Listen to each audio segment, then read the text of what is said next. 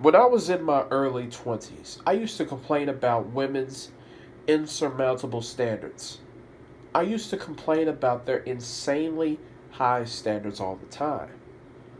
I would go into a woman's comment section, I would go into certain forums, and I would always debate with women.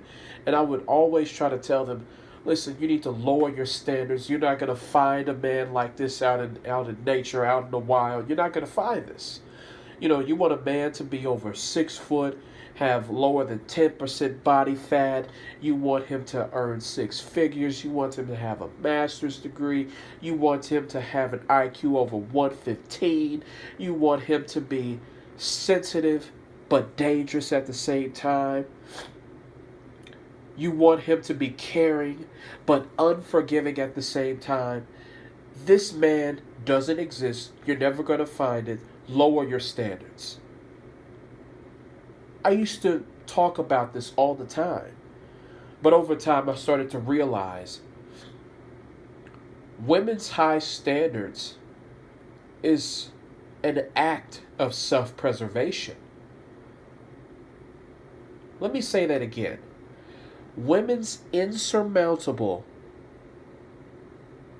high standards, their insurmountable high standards, is an act of self preservation. Let me make this make sense for you. Brothers, men tend to self destruct if they don't pass on their genetics and they don't find female companionship. Men tend to self destruct if they don't find those two things. Women, they could pass on their genetics to the next generation. They can find male companionship and they could still self-destruct. Why is that? Because it is in a woman's biology to seek out the best man that she could possibly get. It is in it is in all women's biology to seek out the best man that they can possibly find. And if they willingly settle for a man who does not meet their standard, their biology punishes them. And how does their biology punish them? Their biology drives them mentally and emotionally unstable. Their biology makes them depressed, makes them anxious. Their biology literally punishes them mentally and emotionally. It drives them insane. Brothers, I hope you understand. We are driven by our genetics. We are driven by our biology. Everything else is a load of bunk. At the end of the day, we're driven by our impulses, and we're driven by our genetics, and we're driven by certain drives. If we do not meet those requirements, our biology literally punishes us. We literally self-destruct if we don't meet these requirements. And it's different for men and women. For men, it really doesn't matter as long as they find any female companion. As long as they pass on their genetics, they have done it. But for women, it's much different. A woman has to find a male partner to meet their standard. They have to. It's part of their biology. And if they settle, they will be punished. And to avoid being punished, they would rather be alone. They would rather be the crazy cat lady. They would rather live with another woman than to settle for a low quality man. Because at least if they become that crazy cat lady, if they become that lesbian lover, quote unquote, at least they can avoid the punishment being inflicted by their biology. Brothers, why do you think the divorce rate is so high?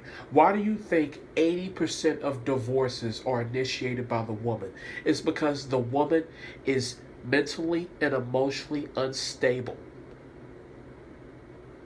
Her instability comes from the man not meeting her standard. She willingly settled for a man that did not meet her standard, and her biology is punishing her, and that's why she's initiating the divorce. And as soon as the divorce is over, women tend to be happier. Ooh, men did not want to hear that. Men take divorce much harder than women. Men tend to go down a downward spiral, not just financially, but mentally and emotionally because they lost their companion. Women tend to be happier. Women are happier by themselves. Men live on average 15 to 20 years longer with a female partner. The same cannot be said for the inverse. A woman's life expectancy is unaffected whether she's with a man or not. With men, it's drastically different. Men live 15 to 20 years longer with a female companion.